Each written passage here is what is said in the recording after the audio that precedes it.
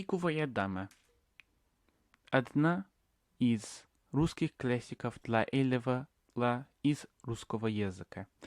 Добро пожаловать на подкасте Topic Hacker. В этом выпуске я расскажу все, что вам нужно знать об этой повести. Во-первых, несколько фактов о нем. Автор Александр Сергеевич Пушкин написал ее в 1833 году. Она была опубликована годом позже, в 1834 году. Давай разберем главных героев повести.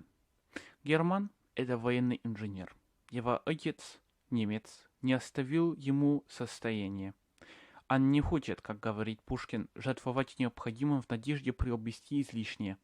С одной стороны, Герман кажется разумным человеком, избегающим азартных игр, однако, как он говорит, игра занимает меня сильно.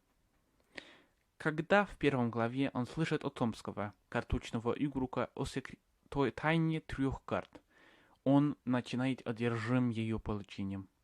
Эта навязчивая идея приводит его к безумию. Наилучшая цитата, чтобы описать Германа, это «У него профиль Наполеона, а душа Мефистофеля». Подробнее об этом позже, когда мы будем анализировать главу за главой. Вторая главная героиня – это, конечно же, Елизавета Ивановна. Она воспитанница для старой графини, еще одной главной героини. У нее довольно несчастная жизнь. Пушкин описывает ее как домашнюю мученицу и перенесчастное создание. Старая графиня – влиятельная личность среди высших сословий. Пушкин описывает, как к ней стекались люди. С другой стороны, она холодная эгоистка. Мы также знаем, что она мстительная, наказывая Германа из-за могилы. Когда она была моложе, она была очень хорошенькой. Пушкин описывает ее как юную Венеру.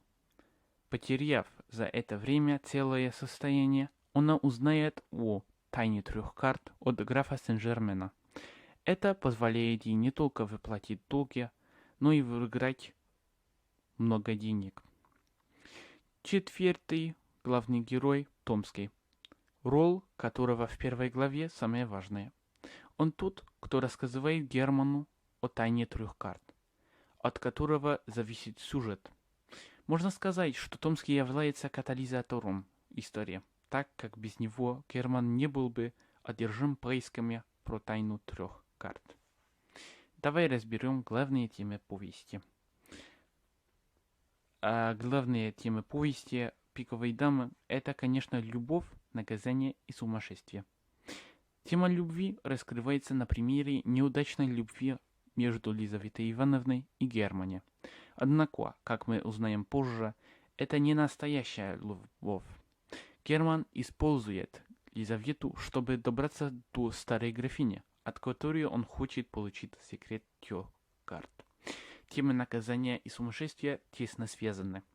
Пушкин использует сумасшествие, чтобы приговорить Германа за его злодейство к судьбе хуже смерти.